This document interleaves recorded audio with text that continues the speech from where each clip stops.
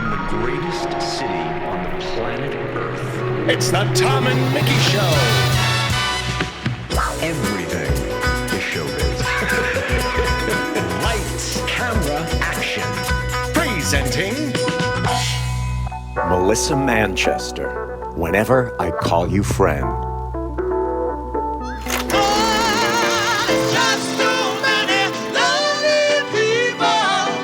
Did you write that song you just sang? Yes, I did. I wrote With it whom? with producer Vinnie Poncia. What do you do when you sit down? You stare at the keyboard, first of all? You negotiate. Then what? You say, "Oh, please, piano, talk to me." Think of me as your friend, and I think we can make it one more time. You should hear how she talks about you. She just can't get. For best pop performance, the Grammy goes to Melissa Manchester. If you can hear I just want to be the one to keep you from the rain, from the rain. Please, don't let this feeling end. It's everything I am, everything I wanna be. I can see what's mine.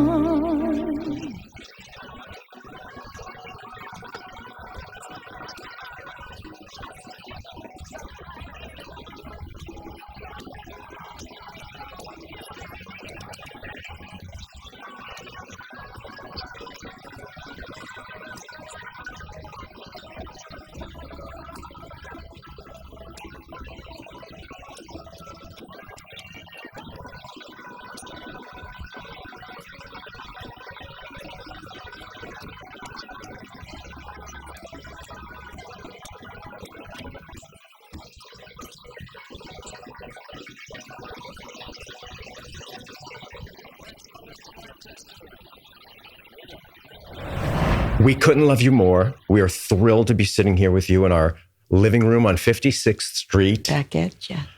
And thank you for joining us. After a triumphant 3-night engagement, sold out 3 nights at 54 Below. It was such a wonderful evening of music. Thank you. We loved every minute of it. Thank you. It was thrilling to be back after 2 years of not singing. You know, it was very out of body. You know, I was doing the national tour of Funny Girl for 556 performances in 51 cities. Wow. And not singing, really. It was an acting role. And I had a different voice. And she'll never leave you. I know. And I just kept thinking about, just keep your voice relaxed and just sing. But it was unusual to not do that in 2 years. It was thrilling, but it was hard. Yeah, it was serious fun, really serious fun. And I just kept going from city to city. Yes. Did you ever have any block of time off? Was there any? We would have a week or two for Christmas or a week off for one thing or another. Oh, for the summer, we'd have a big break. But it was so different than concertizing. First of all, this was not my show. I just felt like an honored guest at a beautiful party. Yeah. And we had a magnificent cast, incredible producers, astounding musicians. It was so rich. And I was merely a part of it, and to be in each place for at least a week and be able to look around and say, I don't know this coffee shop. Let's go in and, it was just beautiful because when you do concerts, you just go into the back of the building, you do your sound check, you perform, and then you leave. Right. So it was just really grand. And in this case, you kind of created a whole new little family system, right? Absolutely. With all these, yes, you are part of a village. Yes. You are really part of a village, and it's very interesting to see the dancers. This was mostly their first tour, so they were learning about doing taxes and staying healthy, and they were nuts. They would dance, and then they would take a lesson, and then they would take another lesson, and then somebody would hold another lesson, and then they would dance.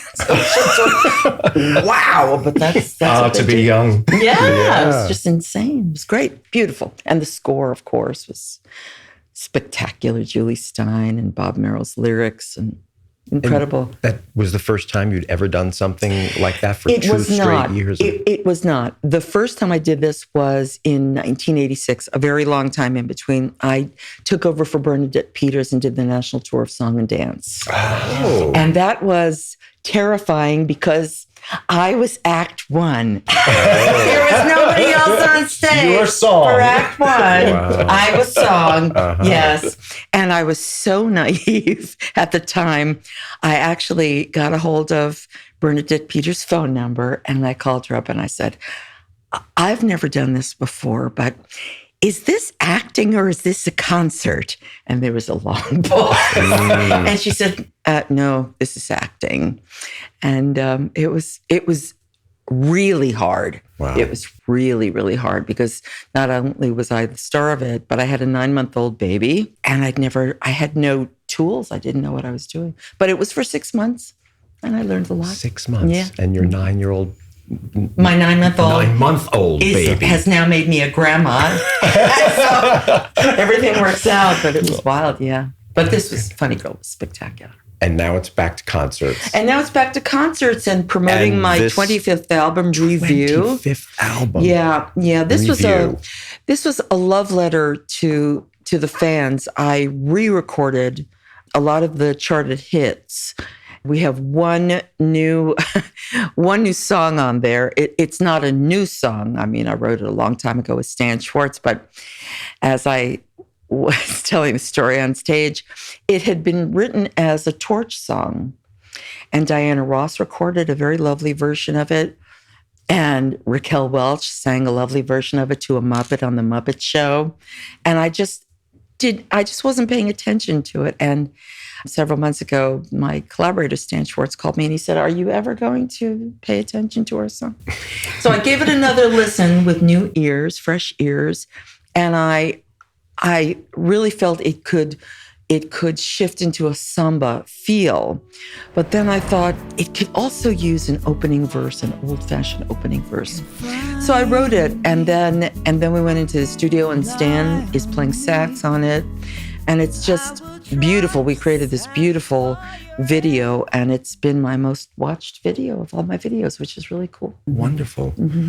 Well, congratulations. Thank you. It's a whole different music business now. Yes. As Dave Yeah. Koz was explaining to us and all, and we kind of missed the days where you'd sequence an album, and this song came first and That's second, right. and all of that. Well, we are in what I consider the golden age of the independent artist. You can become the president of your record company and manifest the music that you're actually hearing in your head because there's no room full of suits suggesting improvements. So Not that you've ever had to suffer that. no, really. With this album, we signed a deal with Green Hill Records, and they've been just magnificent and very patient because this came out while I was doing Funny Girl. So promoting this was sort of, I'll get back to this, but I can't tell you when. So now we're back to that. It's a lot of fun. I hope they were selling them in the lobby. At They Funny were, Girl. Oh, yes, good. yes, they Good. were. So as we were preparing for this interview, we kind of came upon, we're so familiar with your work and everything you've done and achieved, but could you tell us a little bit about your process, how you created songs? Well, when I'm writing with a collaborator, what I resonate with is how they think. That's how I get to hear music. When I hear them express themselves in a unusual way or in an elegant way or in a quirky way, that starts to ignite the music in my head. I hear music all the time. But to actually hear music that would serenade the thoughts that they're talking about, if they're the lyricist. Sometimes I'm the lyricist and they're writing the music. But that's the thing that pulls me in, is to hear how somebody expresses themselves. Because if somebody doesn't express themselves in an interesting way, it's sort of like a bad date where 5 seconds in you hope to be run over by a truck so you can get on with your life. But on tour, I had an interesting experience because our world was falling apart. And I had no access to a keyboard. And what happens for me is that an idea niggles at me, which means it is insisting to be expressed. Mm-hmm. And I have learned to trust that. And I have described my mind as like a pet. It sniffs around for an idea. And when it gloms onto the idea, it just stays with the idea. So all of my attention just focuses on the idea. Okay. This was an interesting idea because I had read this idea in literature. And the idea was, you'll know what the answer is when you remember who you are. Mm-hmm. And I thought, okay. We are losing our sense of balance. We are losing perspective. Everything is spin, spin, spin, spin, spin in the wrong direction. That crunching noise you're hearing are the hands of time trying to be pulled back. There's a lot that is spinning off course in our beautiful nation. And we have an election coming up. This was last September, October. So there I was in my hotel room. I had nothing but my body to write on. So I would start to bang away on my thighs to get the rhythm. And I had my my recorder on my phone. I try to not write at the piano, although that's my instrument. Because what happens is your body memory will start to play the same chords from the last song. Oh, yeah. So for me, I try to get the melody locked in, the rhythm of it, the world of it locked in, and then I go to the piano to find the harmonics. So I started to write this song, first thing in the morning. It's a pot of coffee and you're in your pajamas and you're banging away on your thighs to get the feeling of it. And this song is called Till We Remember Who We Are. And I released it the night before the election. And I just re-released it. It's all about remembering who we are. And once we remember who we are, we can move forward. Mm-hmm. And forward is the way to go, because we're in a world where being pulled to the left and being pulled to the right is just part of the day. And holding your focus is the hard work. But it's your source, Till we remember who we are. Till we remember who we are. Till we remember. That's sort of the process, it just, you never know what will inspire you. And if you are writing for an assignment, like when I write for Disney, I wrote for The Great Mouse Detective, and I wrote the score for Lady and the Tramp 2 with the late Norman Gimbel.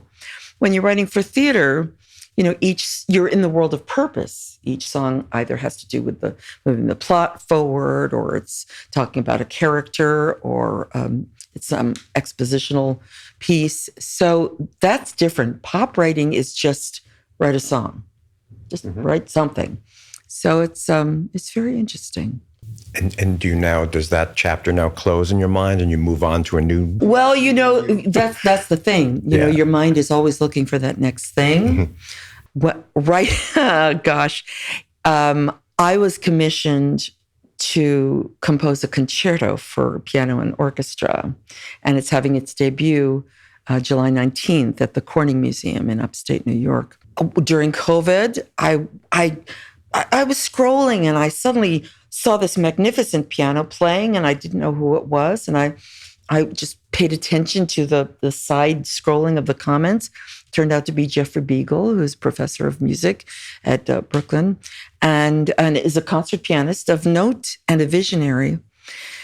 And so I made a comment, and he said, "Are you the singer?" Yes. So we were chatting, and I told him about my dad playing at the Met Opera and all that. And a couple of months went by, and we were performing again. he sent me a text one evening while I was putting on my lashes. Would you consider writing a concerto for piano and orchestra? And I thought, would I? And I said yes.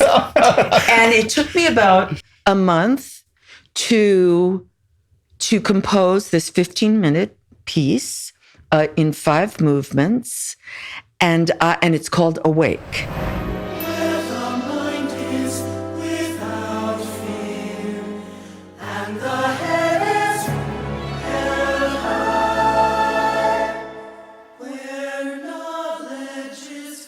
And I submitted it to Jeffrey Beagle 4 days before I got on the plane to start rehearsals for Funny Girl. So my spirit was like, we're engaged. Every fiber is engaged. Yes, this feels like the right thing to do. Oh, you know, and fabulous. Yeah, because the truth is, you know, my white hair and my aging body is the least interesting thing about me. It's my spirit that just wants to play. What are we going to do next? And that it was just incredible to feel that. Spirit is everything. It's everything. It's Yes. everything. Oh, sure. And your white hair is fabulous. Thank you. You debuted that on. Yes. You talked about it on stage the other night. I did. I donated my hair to Locks of Love. I donated 10 inches. And they didn't mind that it was red because I had colored it. My lovely wig master, he put my hair in bunches and cut one at a time. And I had this all on video. So my fans were sharing this journey with me. And then he cut it into a proper short haircut. But then I saw the white peeking through and I thought, hair as art. Let's let that go. And I thought, go be that for a minute. Let yourself just be that. Because I am the village elder. I love it. It's touching. Village elder. Well, it's true. You know, it was really funny because when we would exchange cards, the cast and myself for holidays or whatever, birthdays, some of them would start to say, because they were very young and this was their first tour, they would say to me, "Thank you for your leadership. It really means so much." And I'm thinking, and I went over at one point to one of my fellow lead actors and I said, they're regarding me as a leader in this village.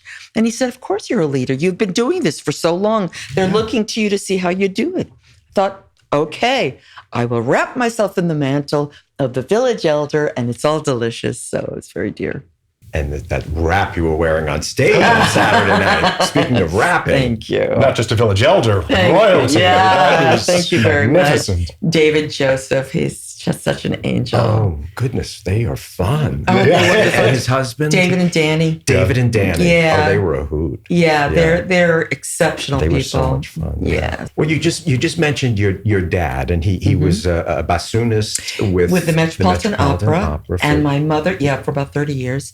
My mother was a pioneer in the fashion industry. She was a designer and one of the first women to own her own design and manufacturing firm, Ruth Manchester Limited. How wonderful. She actually created the turtleneck and the wrap dress, but Dion von Furstenberg got the credit for it. Wow. Yeah. Don't you love that? Well, yeah, whatever. But it was, we, as I say, my sister Claudia and we were raised in a very festive version of normal. So, we just were. My parents were the black sheep of the family.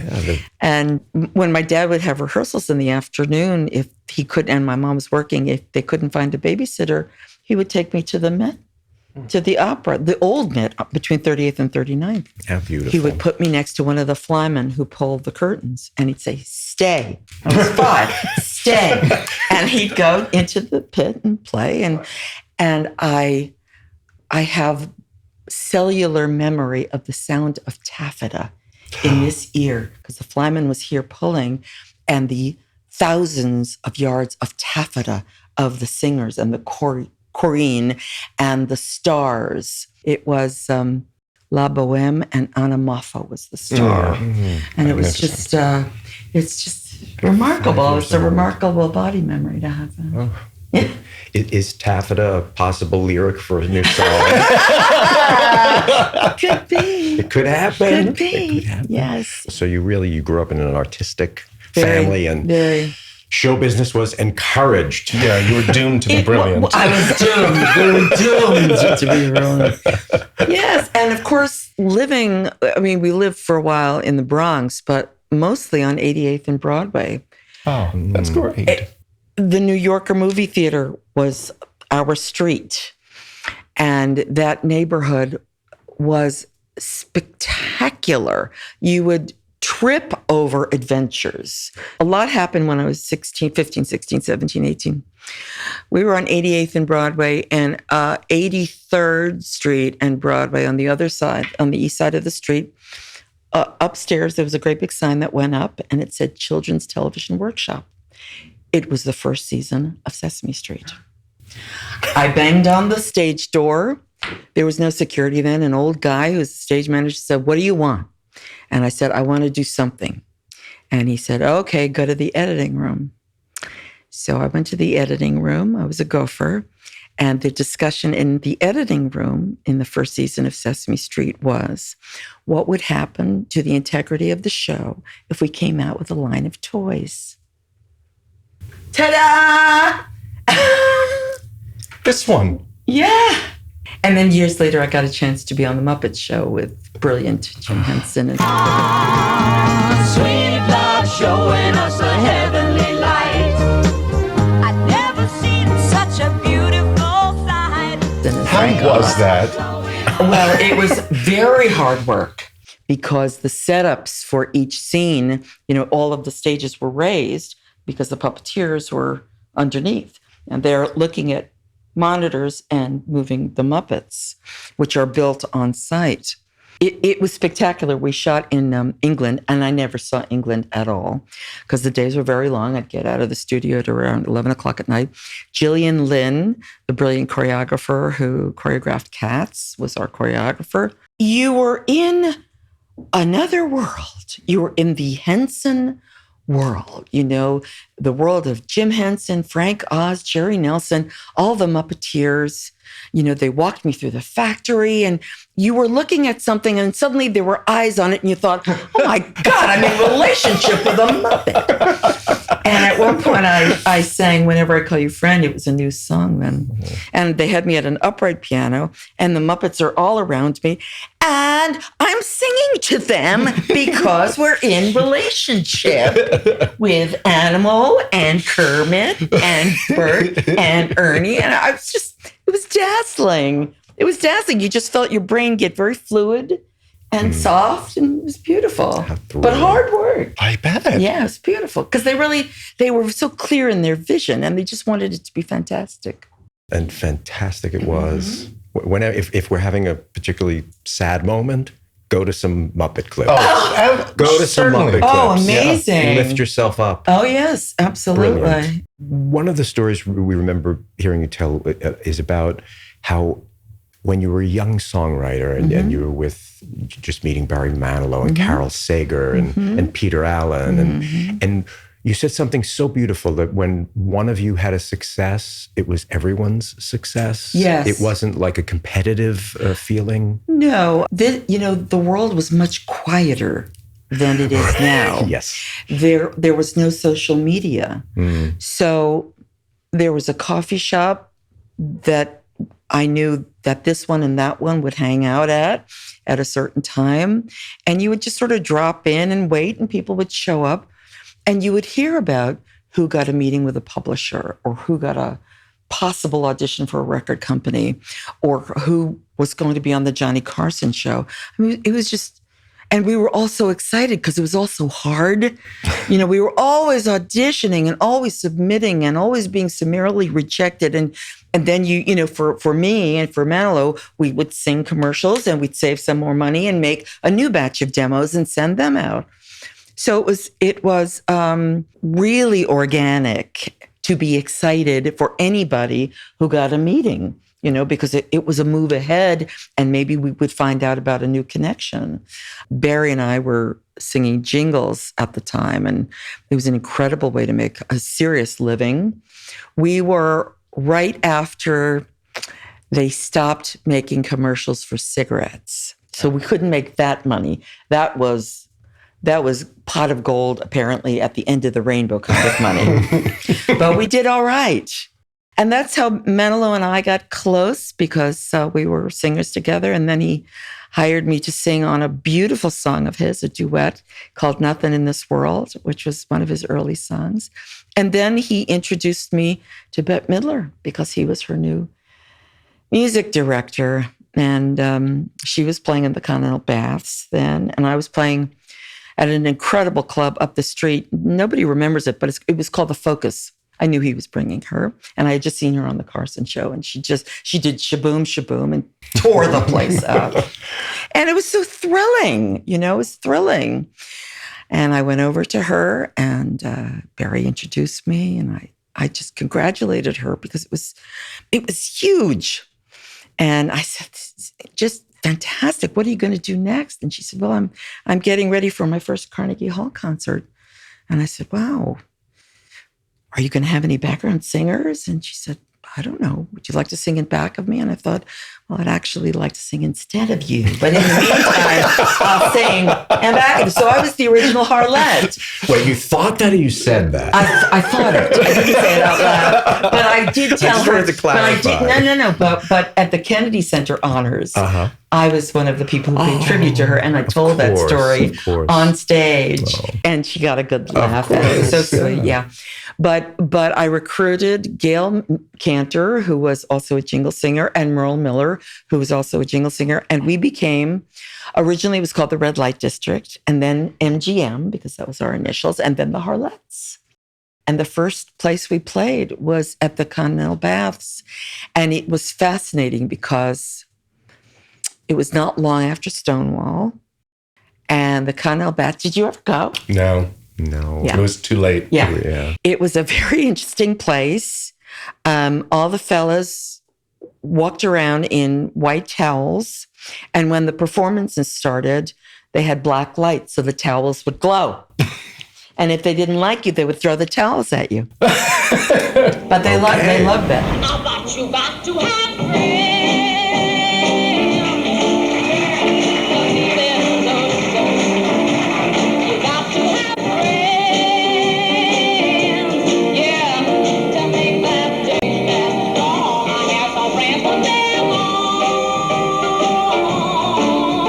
And because this was the very beginning of the Divine Miss M, because she had been Bette Midler prior to that,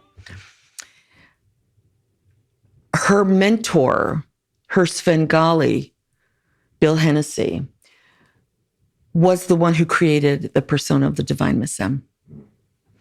And there were not 5 feet from the dressing room, which was as big as the chair, to the stage where Barry was with the bass player and the drummer. And we would watch him whisper in the voice of the Divine Miss M into her ear, so that by the time she got to the stage, which was right there, she was in character. It was breathtaking. It was breathtaking. So when you see the clips of her wild and ferocious performing, and we were all drenched and all that stuff, she was inhabiting that character that just got expanded and expounded and enlarged by the time she was doing concert stages, actual concert stages, because the Continental Bath was, just this big. But it was wild because I only worked with her for 6 months. But the baths, it was a bathhouse. But all of a sudden, there were people who were not gay guys trying to get in there. And you just couldn't. There was just no room, because there was a pool in the middle and a vending machine only selling KY jelly. What can I tell you? It's what, No pretzels? Can I make this up? No. Thank you. So that was that. And then little by little, she, people heard about her and her records started to come out. And the last time I worked with her as a Harlette, and she really, her relationship to the Harlettes was really interesting. She had never been a group singer, but she loved girl groups. She came to New York and she was in theater. She did Fiddler and all that. So she loved the idea of having a girl group behind her that could help project the Divine Miss Sem persona.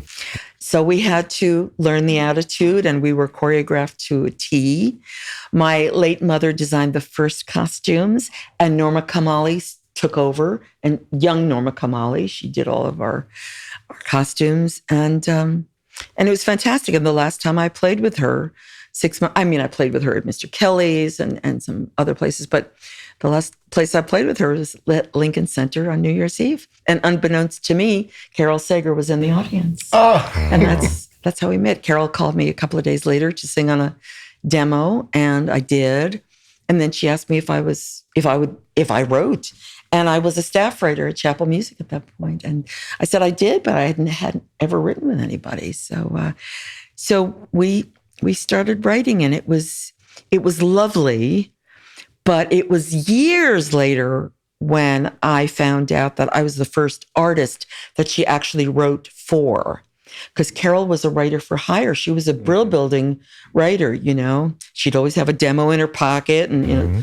But with me, we draped songs to my voice, to what we were talking about, which is always relationships or whatever. And my first 2 albums were built on the songs that we had written together. And then, of course, I love how, just listening to your story, and how all of the one connection to the next connection, and just all these beautiful moments. Yes. And how it all transpired. Yeah. It was fascinating. The thing that just sort of makes me headbangingly crazy, but there's not a darn thing I can do about it anymore. I would leave Carole's lovely apartment. She lived on 59th. And, you know, good. I'll speak to you tomorrow. And then Peter Allen or Bruce Roberts would come in. And I never wrote with Peter Allen. I sang with him. I sang on his last album. And of course, I sang their song, Don't Cry Out Loud. But it never occurred to me to plant myself and say, and would you like to write with me? It never. So those are just lessons along the way that I've had to get. I think we can imagine that collaboration. Oh, my goodness. We can certainly imagine it, but I'm thinking of kind of like a Barry Manilow, Henry Mancini. Yeah. Sorry. Johnny Mercer. I apologize. Barry Manilow, Johnny Mercer. Yeah. When his widow found the trunk of lyrics, and Barry wrote When October Goes. Yeah, exactly. There's a notebook in Melbourne? I think so, yes. And doesn't Michael, our dear Michael Feinstein, doesn't he have all the charts? All of Peter's charts. Because Bruce Cudd, you remember Bruce? Yeah. We're still in touch with Bruce. We keep in touch with him. But I'm sure something exists that perhaps you can put music to. I remember the notebooks in Melbourne. We went to, it wasn't I think, was the exhibit happening? Yeah. But we went into the second subterranean area and looking at these treasures, and Peter had bunches of notebooks with ideas. Yes. And I wonder if anybody went through those to see, he's like, and that became that song.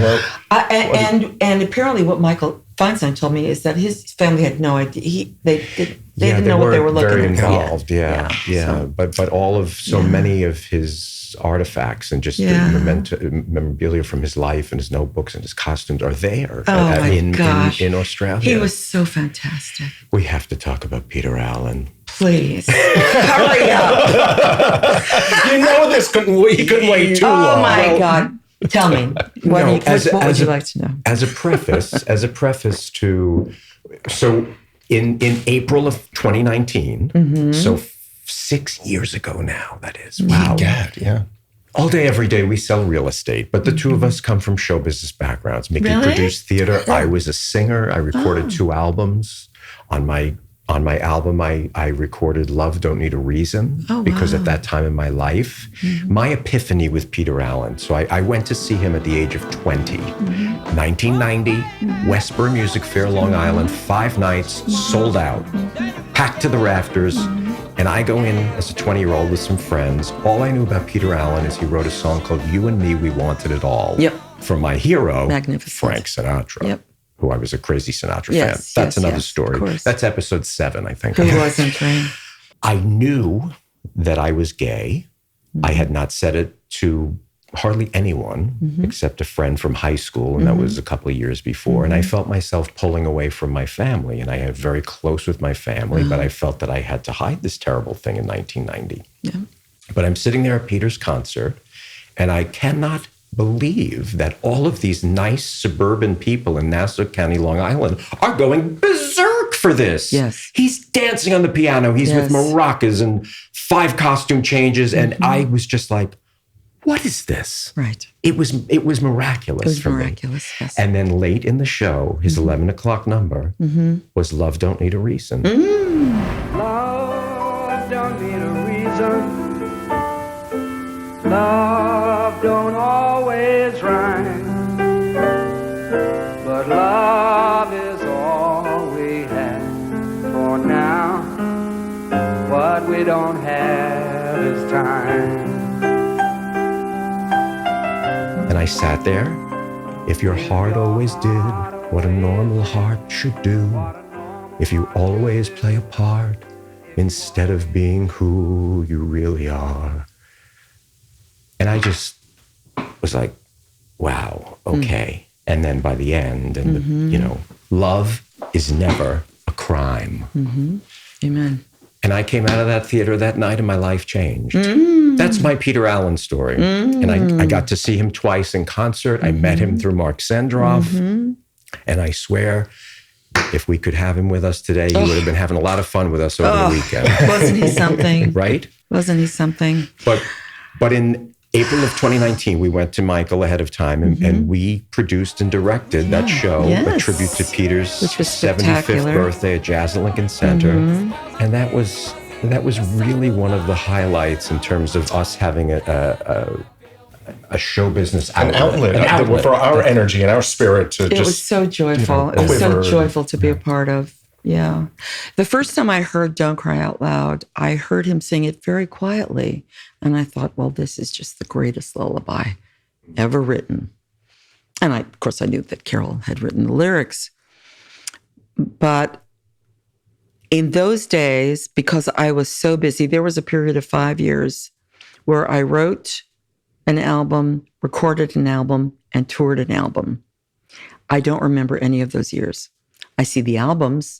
I know the songs. I just have no body memory of it because the touring was so ferocious and it was hard.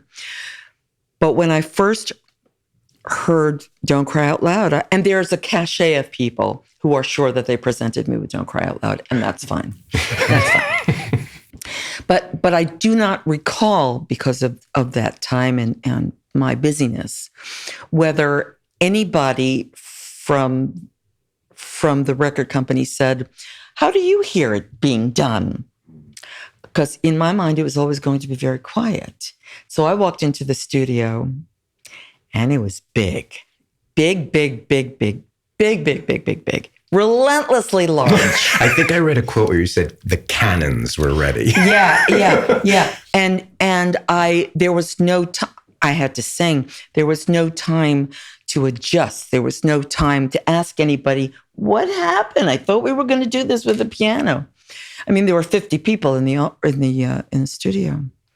So what you hear in that performance is an anthem to frustration. And I made it work for me because I knew how to sing really loud. And in those days, that was a style, to sing really loud. And it caused, it was interesting. It was confusing for me to record in that way because at that point, Carole Sager and I had been writing partners for years. And our songs were intentionally affirmative and positive and welcoming and inclusive and all the things. And here was a song that was loud and started with the word don't. And I thought, okay, this is going to be a problem. This is going to be a problem. It wasn't. It was for me, though, for a while. It took me a while to catch up to the public embracing it. And they did. And very interesting corners of the population did. You know who loved that song? Trapeze artists, circus performers. They loved that song. That was their anthem because it's all about the circus. Wow. Yeah. And when I would play in Vegas and the performers from Circus would come over, that song would it. But when Peter passed away, we were doing a concert and I rewrote that chorus with one word. And I told the audience that I would for this one performance. And that night I sang, "So cry out loud. Don't keep it inside. Don't learn how to hide your feelings." And they went nuts. They went nuts. Because it took me a while to figure out, because it's so beautifully constructed and so densely constructed, what the song was really about. I mean, I knew the words. I knew on an intellectual level, well, okay, I get, it's a beautiful story and I get it. But what is the song about, And it's really the last thing that I came up with. It's a song about learning how to cope. And coping is the last thing we get to with any kind of serenity if we've learned our lesson, because it's so easy to blame and lash out and play the victim and all of that stuff. But to really breathe in the surrender of learning what the lesson was that got you here and what do we do now? And this is your part of the lesson. That's not your part of the lesson. This is the other person's part of the lesson. But your part of the lesson is this, and you integrate it, and now you know something that you didn't know before or you lashed out against before. So I have studied that song for a really long time, and it's such a magnificent vehicle. And the just desserts is that I get to sing it quietly now. Okay. Because I've outlived everybody. And I'm an independent artist. And when you're doing a quiet show, you can make whatever choices you want. Of course. So of course. It's very touching, and it's a real gift. What was Peter's take on that recording? Oh, I think he was thrilled. Yeah. Mm-hmm. Well, the checks were good. The checks were good. It's not easy to make a living as a writer now, even harder. But in those days, you would live on advances and stuff like that. And Peter would have hit songs with Olivia and all that. Did you ever talk about this with Peter in terms of No, but I'll tell you what I talked about the last time Peter was at my house. You probably know that he went into exile after the bomb of Legs, his musical. Yes. He disappeared for years. And I was not as in touch with him as Carole Sager was, but he reached out to me at long last and asked me if I'd like to sing a duet on what turned out to be his last album. The song was called Making Every Moment Counts. Just make it every moment count. From now on, all we have is now and each other. So my little ones were at school, so he came over. I hadn't seen him in years. And he looked okay. I didn't know he was sick, but he looked okay. I said, "Honey, what have you been through? How have you been? You disappeared." And he said, "Honey," he said, "what I have been through." He said, "That show nearly killed me. Those critics didn't just hate the show. They hated the costumes. They didn't just hate the costumes. They hated the beads on the costumes. They didn't just hate the lighting. They hated the light bulbs that were used for the lighting." He went down this litany of things that were hateable for this show. And he said, "Honey, you would have thought I fucked their grandfathers." Okay, if you say so. They were merciless. Merciless, yes. It were. was like the entire theater community had a vendetta for some crazy reason. Yes. Why? Well, it's that, who do you think you are? Yes. Coming in, no out-of-town tryout. Yes. With the most expensive set in history. And that's the first time it was all electrified. The set was a nightmare. Yeah. But we watched it. Oh, you did? We went to the library at Lincoln Center to watch you can watch any video of any show. And look, it would have benefited from some time out of town and a simpler set. But there are things that win Tonys that are not as coherent and cohesive as that score. There are some beautiful songs from Legs. And actually Barry, one of the, when we first met Barry years ago, one of the first conversations we had was about Peter Allen, of course. Yes, of I'm course. slightly obsessive. Yes. But we talked about All I Wanted Was the Dream. Yes. Which is a gorgeous song. And when you look back at what happened with the failure of the show, and then within a few years he was gone, But we urged Barry to give it a try, and then Clive was urging Barry to sing it. Oh no, you're thinking of Once Before I Go. Oh, Once Before I Go. I'm sorry, we just you're switched right. song to different. Once Before I Go was certainly not from which Barry Legs. said, it's a song about death. Like, it's not.